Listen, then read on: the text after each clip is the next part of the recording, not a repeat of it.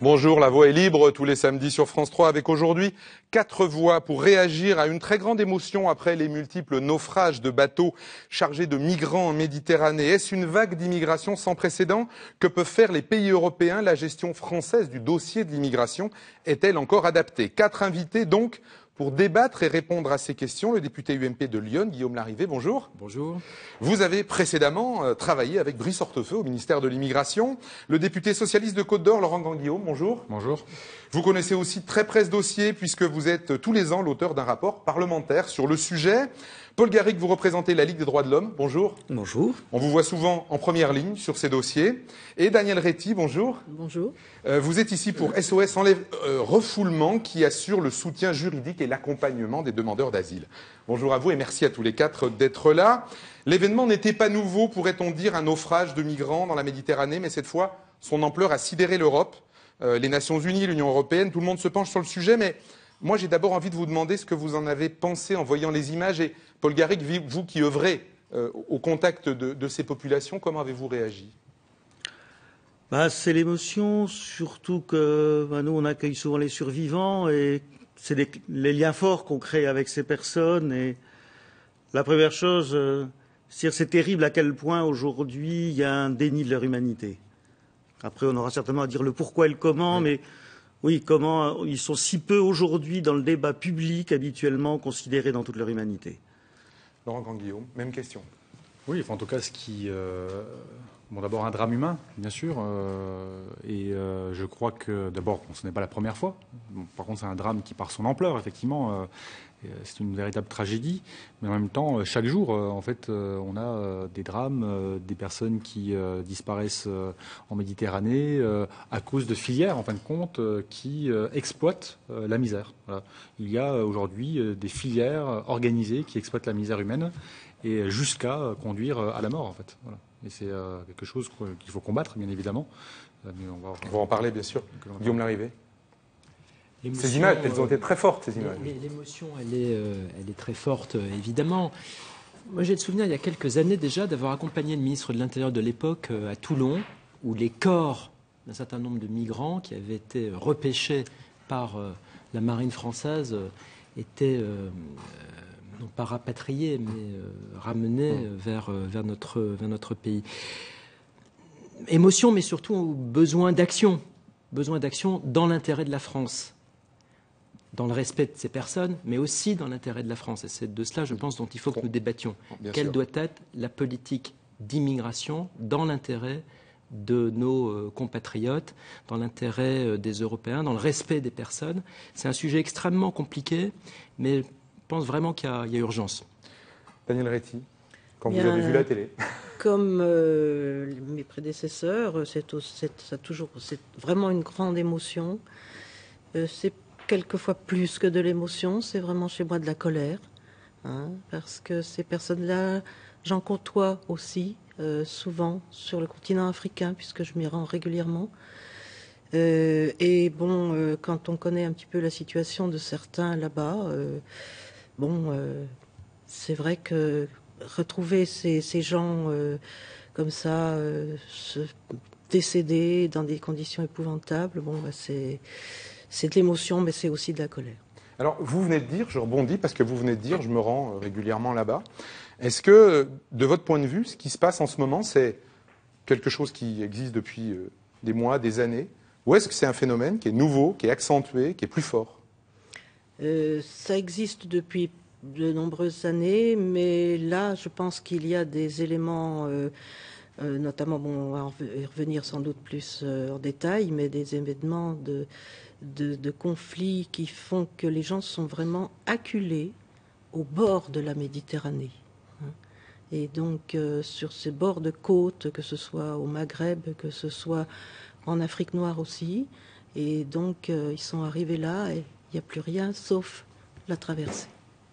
Alors, ce qu'on a entendu, c'est finalement plusieurs propositions entre ceux qui disent il faut augmenter les opérations de secours pour aller secourir les gens, ceux qui disent il faut organiser des camps de l'autre côté de la Méditerranée, en Libye, l'Europe qui dit il faudrait aller détruire les bateaux des passeurs, Moi, j'ai envie de vous demander, de votre point de vue, il faut faire quoi, Paul Garrigue, d'abord? Je crois, pour dire il faut faire quoi, il faut bien partir de la cause. Et ce qui tue, c'est d'abord la politique européenne telle qu'elle est menée. C'est-à-dire, on a créé des voies extrêmement dangereuses, parce que si les gens fuient, ils savent quand même les risques qu'ils prennent. C'est parce que c'est pas possible de faire autrement. Et des fois, quand des journalistes nous demandent d'où viennent les gens, on leur dit regardez la carte des guerres et des dictatures, et vous avez la carte de ce que fuient les gens. Je crois, et c'est un droit fondamental garanti par les traités internationaux, celui d'échapper aux guerres et aux dictatures. À partir de ce moment-là, on dit il faut respecter ce droit. Et plus on voudra faire de l'Europe une forteresse, un, ça ne marchera pas, et deux, on envoie les gens à la mort. C'est ça qui crée des dangers, dont évidemment des gangsters profitent. Mais le fond du fond, c'est respectons le droit international, facilitons le respect du droit, c'est-à-dire que des gens qui demandent l'asile puissent venir le demander par des moyens de transport sécurisés. Et aussi, je crois, il faut le dire en relativisant, parce qu'on nous présente ça comme si c'était, en temps même, invasion. Je disais encore, on a mis passé un article qui est paru d'une spécialiste de la question dans La Croix il y a 2 jours. 80-90% des réfugiés dans le monde sont dans les pays en voie de développement, dans les pays les plus pauvres. Bon, vous savez quels sont les pays qui ont le plus de réfugiés aujourd'hui? Le Pakistan, l'Iran, le Kenya, peut-être aussi la Jordanie, la Turquie avec les grands Syriens. La Turquie aussi. La Turquie, l'Europe ou les USA, c'est rien. C'est rien, c'est même pas 20%. Et à partir de là, je crois qu'il faut relativiser ça, dire, oui, ces gens, ils fuient parce qu'ils ne peuvent pas faire autrement. Il y a des traités internationaux qui doivent leur assurer la sécurité. Assurons-leur la sécurité pour faire vivre ce droit. Laurent Guillaume. Oui, empêcher les passeurs, faire des camps, garder les gens en Libye, sur le territoire africain. Moi, ce qui m'indigne un peu depuis plusieurs années, c'est cette tendance de la classe politique française, en fin de compte, à agiter le chiffon de l'immigration pour faire peur, ou alors sans jamais traiter véritablement les questions de fond. Et c'est très bien que vous organisez ce débat, parce qu'on va pouvoir enfin aborder ces sujets. Quand on en débat dans l'hémicycle, Guillaume Larrivé est aussi présent lorsqu'il y a des débats sur ces questions-là. Il y a très peu de monde, en fin de compte, et c'est bien dommage, alors que ce sont des sujets qui concernent tout le monde. Moi, je suis internationaliste. Donc moi, je ne pense pas que l'on puisse régler les problèmes uniquement en se focalisant sur la France seule ou l'Europe seule. Il y a effectivement des pays dans le monde dans lesquels il y a des conflits. Il y a des déplacements de population liés à des enjeux climatiques, avec des difficultés, bien sûr, quant à l'accès aux matières premières, quant aux ressources vitales. Donc oui, il y a des déplacements de population. Ces déplacements de population, comment peut-on les réguler? C'est ça la question, en fin de compte. Et comment éviter que des mafias, des réseaux qui profitent de la traite des femmes et des hommes, eh bien, puissent prospérer. Donc il faut à la fois lutter fermement contre ces réseaux, les démanteler. Et donc, en France, nous avons progressé, d'ailleurs, en la matière, par rapport à des politiques qui ont été mises en place de lutte contre ces filières organisées. On doit le faire aussi au niveau européen, lutter, bien sûr, dans la Méditerranée avec les moyens maritimes, mais aussi il faut se dire que oui, l'asile par exemple, la question de l'asile, la question de la protection d'individus qui peuvent être menacés dans leur propre pays est une question fondamentale, d'ailleurs qui date de notre héritage de la Révolution française. Et donc je crois la Convention internationale des droits de l'homme. Il faut rappeler cela. C'est une base. C'est pas parce qu'un pays va être fermé avec des barbelés, ça existe en Corée du Nord. Est-ce que les gens sont heureux en Corée du Nord? Je ne le pense pas. Ça existe aussi entre les États-Unis et le Mexique. Est-ce qu'ils sont heureux parce qu'ils ça existe dans beaucoup d'endroits du monde, Laurent. Est-ce qu'ils sont heureux parce qu'il y a des miradors, il y a des barbelés? Non. Donc il faut arrêter. Aujourd'hui, il y a des personnes en difficulté, il y a des personnes qui se déplacent parce qu'elles fuient leur pays pour des raisons qui sont claires, que l'on connaît bien.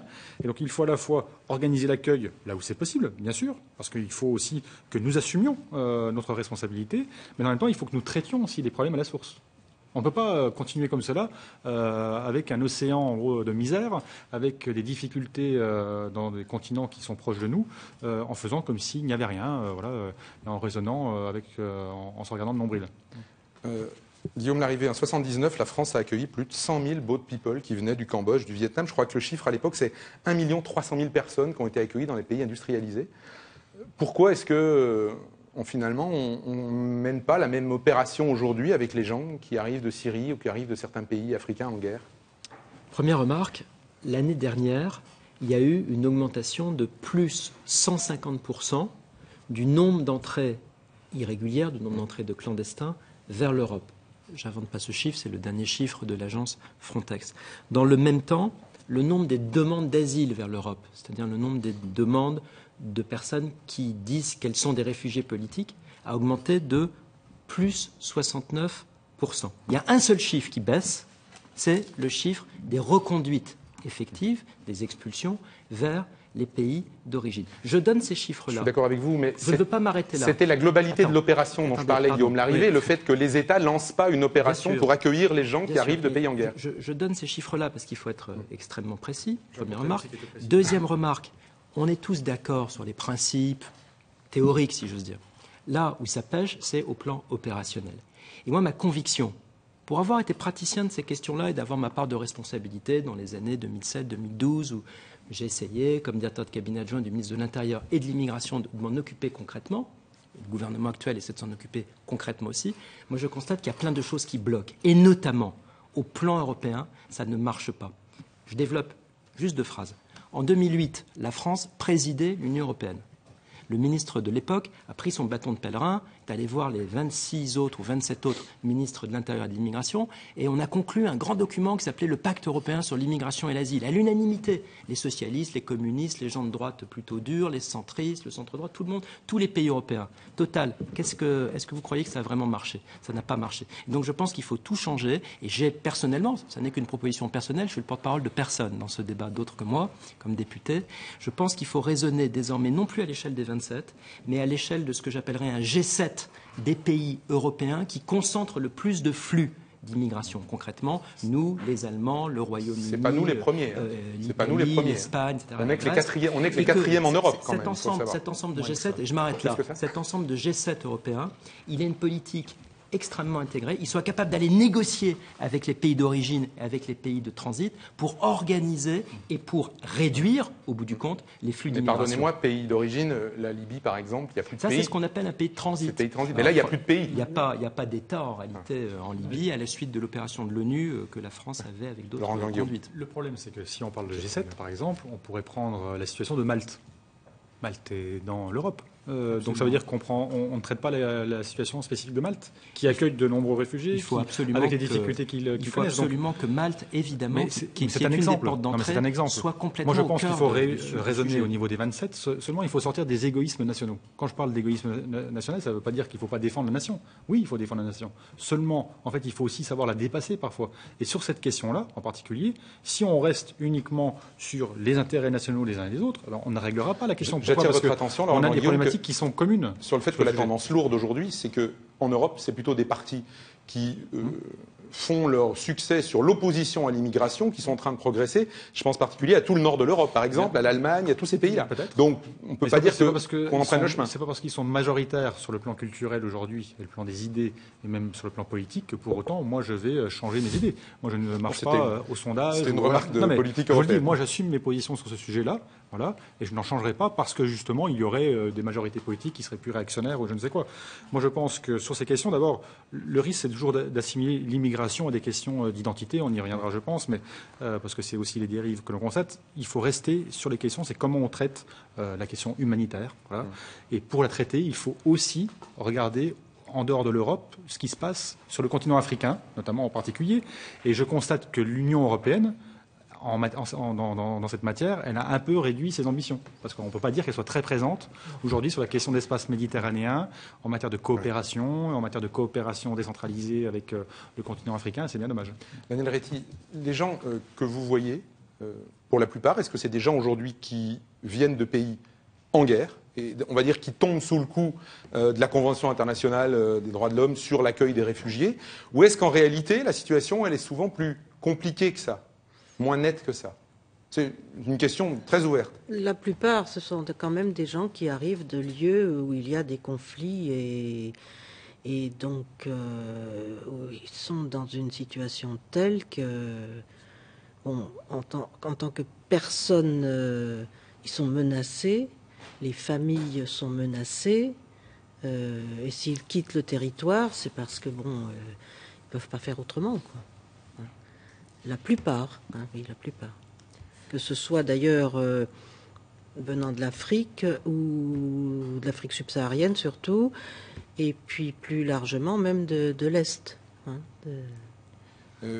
La question que j'avais envie de vous poser à tous les quatre, c'est quand on voit ces dernières années dans une ville comme Dijon, qui peut être un exemple, ville moyenne de province, on a vu des images qu'on n'avait pas l'habitude de voir, des gens obligés de s'installer dans des locaux vides, dans des squats, des files d'attente de gens étrangers très nombreux.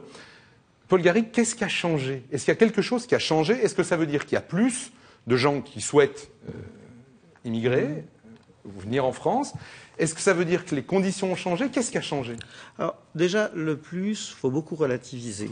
J'ai là un document, on nous a servi que ça a augmenté. Je parlais d'image, je parlais de visuel dans ma question, justement. Moi, j'aime bien des fois le visuel, quand on a des chiffres. Là, j'ai un visuel de l'évolution, par exemple, de la demande d'asile. On nous a dit qu'elle a augmenté de 86% depuis 2007. D'accord? C'est le chiffre historique le plus bas. Elle a diminué depuis 2004. Il faut raison garder, ça a toujours fait comme ça, la demande d'asile. Après, oui, ça fait un peu peur, un peu froid dans le dos quand on entend ça, parce que moi, même quand j'entends, comme dire un tout petit peu revenir ce qu'a dit, il faut discuter avec les pays d'origine. Je rappelle quand même, pays d'origine, on a en France, dirigé par un monsieur, poursuivi par la CPI pour crime contre l'humanité. C'est avec lui qu'on va négocier les droits de l'homme? C'est ça le fond du problème. Je tiens quand même à le rappeler. Alors, quand vous dites ce qui s'est passé à Dijon, il y a une concentration à Dijon, il y a deux choses. Je parle d'autres villes de province, mais oui. C'était... Non, mais à Dijon, on a eu deux choses, comme une chose particulière et une chose plus générale. La chose particulière, je pense, c'est une mauvaise gestion administrative où tout le monde, toute la Bourgogne devait venir faire son dossier, donner ses empreintes à Dijon. Ça a concentré à Dijon par rapport aux autres départements. Et deuxième chose qui a amené à un moment donné un afflux important à Dijon, c'est la chute de Kadhafi. Si vous voulez, et c'est pour ça qu'on a très peur quand on entend aussi certaines choses qui se disent, qu'est-ce qu'avait fait l'Europe? Représentée par M. Berlusconi, il faut toujours être représenté par les meilleurs. Elle avait négocié avec Kadhafi.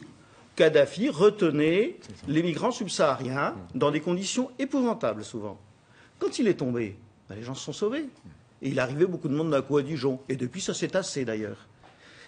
C'est toujours ce qu'on dit. On nous parle des souvent d'appel d'air. On dit toujours le fond du problème, c'est pas l'appel d'air, c'est l'effet de souffle. C'est pourquoi les gens doivent fuir. Et c'est de là qu'il faut partir pour trouver des solutions. Il y a Guillaume Larrivé qui voulait répondre et puis Laurent Guillaume. Oui. Il faut être très très concret. En 2014, en France, il y a entre 200 000 et 300 000 immigrés nouveaux qui sont entrés.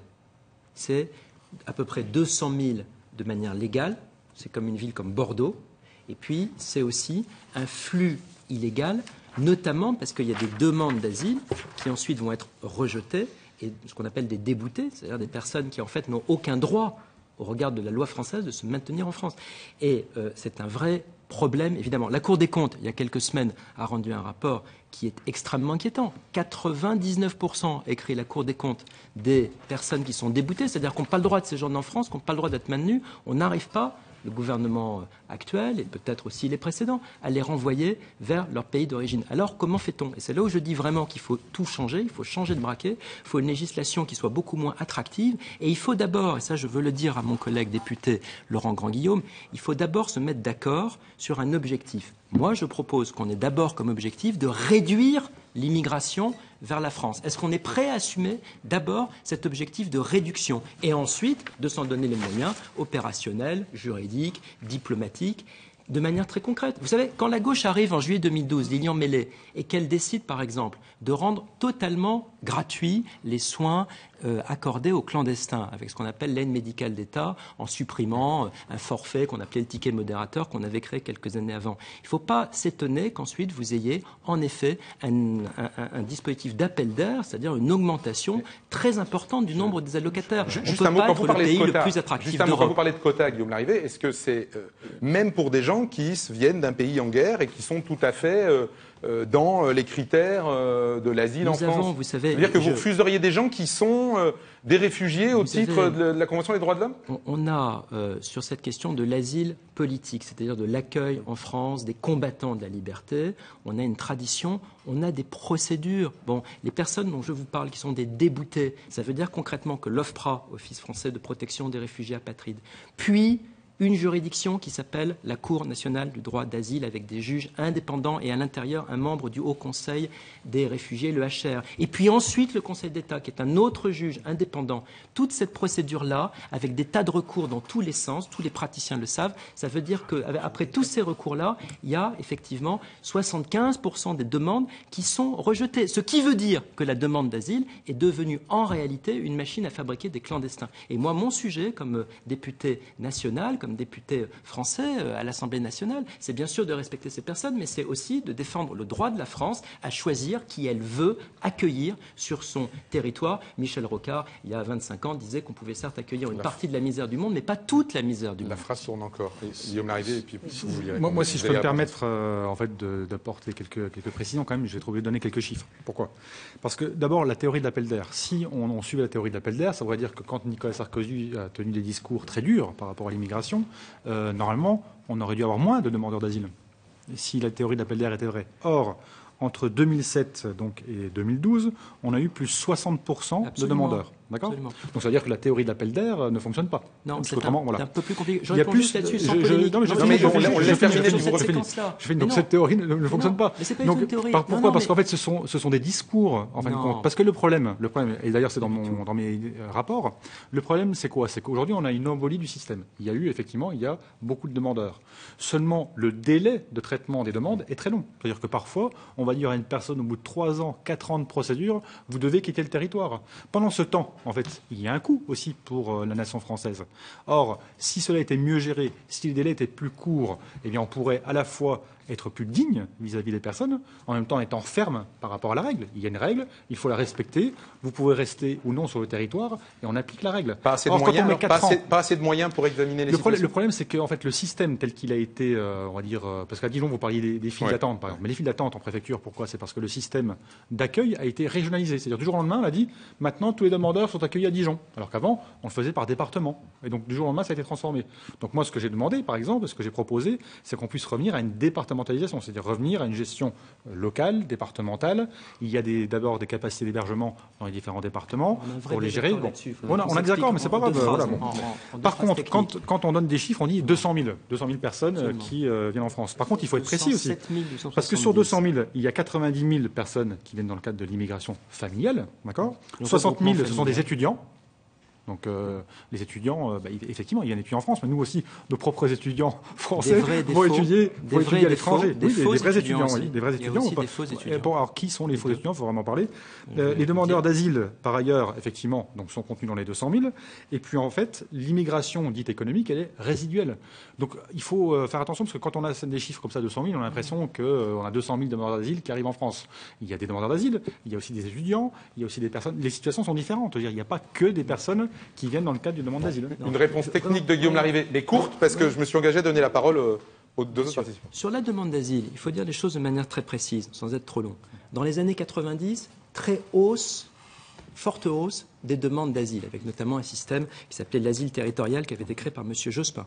Dans les années 2003-2008, ça baisse, notamment sous l'effet des réformes de M. de Villepin et de M. Sarkozy en 2003-2004. Je m'en souviens, j'étais au cabinet, je rédigeais les textes. Et là, on a réussi effectivement à faire baisser la demande. Et il y a eu depuis, en effet, une augmentation à nouveau dès les années 2008-2009, et ça s'est plutôt accéléré depuis. Mais ça, c'est le constat. Ça, c'est le constat. Et personne ne peut nier que, globalement, on a une augmentation des flux et qu'il faut y faire face. Ce qui me surprend un peu, je respecte Laurent Grand-Guillaume, je sais que c'est un député sérieux, extrêmement travailleur, très actif, et on appartient à la même promotion, à la même génération de députés qui veulent faire des choses concrètement et sérieusement, et on n'est pas une génération de battleurs de foire. Bon. Ce que je regrette un peu dans votre propos, Laurent Grand-Guillaume, c'est presque au fond un constat sans solution. C'est-à-dire, est-ce que vous voulez, oui ou non, diminuer les flux ?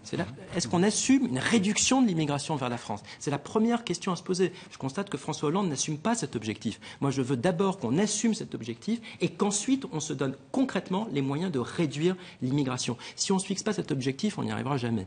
Réaction de Paul Gary.